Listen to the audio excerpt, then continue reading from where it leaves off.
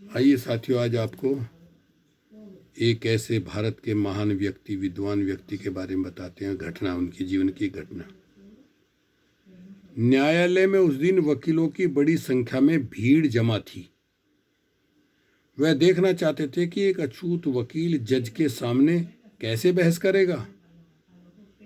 Baba Saheb doctor Ambedkar अपना case लेकर जज के सामने हाजिर होते हैं। वो देखते हैं सभी वकील अपनी अपनी कुर्सी पर बैठे हैं, लेकिन उनके लिए कुर्सी खाली नहीं थी। तब उन्होंने जज से पहला सवाल किया, may I seat on the chair? क्या मैं कुर्सी पर बैठ सकता हूँ? तो जज ने कहा, no, you have no right to seat on the chair.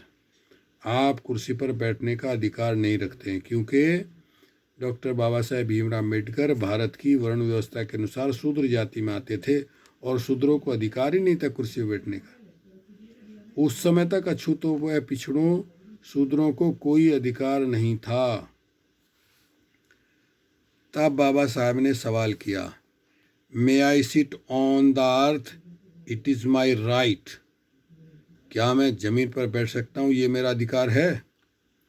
तब जज ने कहा, आप जमीन पर बैठने का अधिकार रखते हैं, यह तुम्हारी है। क्योंकि बाबा साहब तो आदिवासी थे, देश के मालिक थे। तब बाबा साहब ने कहा, मेरी जमीन पर से आप अपनी कुर्सी हटा लीजिए। तब वकीलों ने तथा जज ने बाबा साहब को कुर्सी डलवाई तथा माफी भी मांगी। इसी तरह से अपनी पहली लड़ाई कुर्सी की बाबा साहब अम्बेडकर ने जीती। इसके बाद उन्होंने इस केस की ऐसी पैरवी की कि अपने क्लाइंटों को निर्दोष साबित करते हुए न्यायालय से बरी भी करवाया। बाबा साहब जैसा वकील अभी तक पूरे विश्व में पैदा नहीं हुआ और न कभी होगा।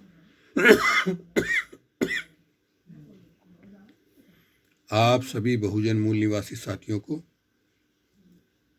बाबा साहब के बारे में जानना चाहिए।